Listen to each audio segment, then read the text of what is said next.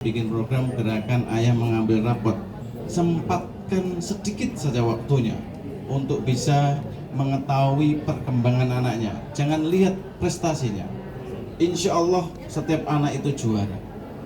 Media online, media sosial.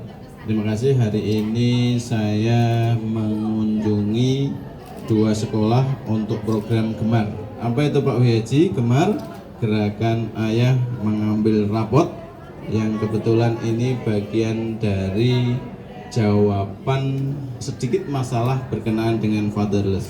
Saya hari ini didampingi oleh Kepala Sekolah SMA 61, kemudian alumni SMA 61, komite, kemudian ada Pak Camat, Pak Lurah, kemudian Deputi, staf sus untuk ngecek tentang program Gemar. Kenapa ada program Gemar Pak Wihaji? Gerakan ayah mengambil rapot bagian dari jawaban kebutuhan psikologis anak-anak yang hari ini menurut data kita 25,8% anak-anak kita mengalami fatherless atau kehilangan sosok ayah.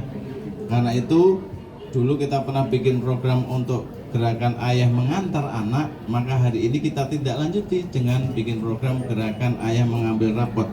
Sempatkan sedikit saja waktunya untuk bisa mengetahui perkembangan anaknya. Jangan lihat prestasinya. Insya Allah setiap anak itu juara.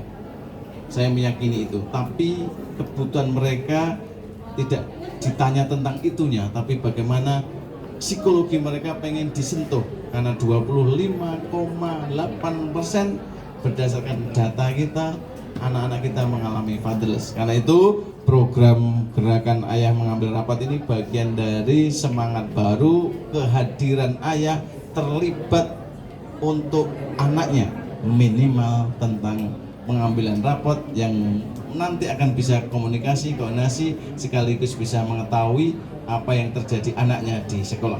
Apalagi anak-anak SMA yang luar biasa perkembangan teknologinya, yang tadi saya sudah banyak ngobrol tentang bagaimana teknologi, bagaimana handphone yang sangat berpengaruh dan menjadi algoritma kita, dan itu pasti dikontrol, dan salah satunya adalah program Gemar, gerakan ayah mengambil rapat. Oke? Pak, STBC. apa ini mungkin pertanyaan banyak orang ya? Ya. Ini kalau nggak ada ayah atau dalam tanda arti ayahnya bekerja ataupun ayahnya. Ini yang sering ditanyakan, sudah betul bahwa yang kita sebut ayah tidak hanya ayah biologis, tapi juga sosok ayah. Dan ini tentu menjadi jawaban dari beberapa, Pak, gimana Pak, saya nggak punya ayah. Kebetulan, mohon maaf, mungkin dipanggil ke rahmatullah. Ya, saya menghormati itu, maka kita bahasanya adalah sosok ayah. Karena dalam fatherless itu termasuk juga sosok ayah, tidak hanya ayah biologis. Kadang-kadang mohon maaf, adanya seperti tidak adanya. Ada ayah, tapi seperti tidak ada. Maka barangkali yang disebut tadi, Pak, yang tidak punya ayah gimana? Maka minimal ada pengganti sosok ayah. Apakah, mohon maaf, Pak D-nya, ibunya, pamannya, mohon maaf ke ibunya.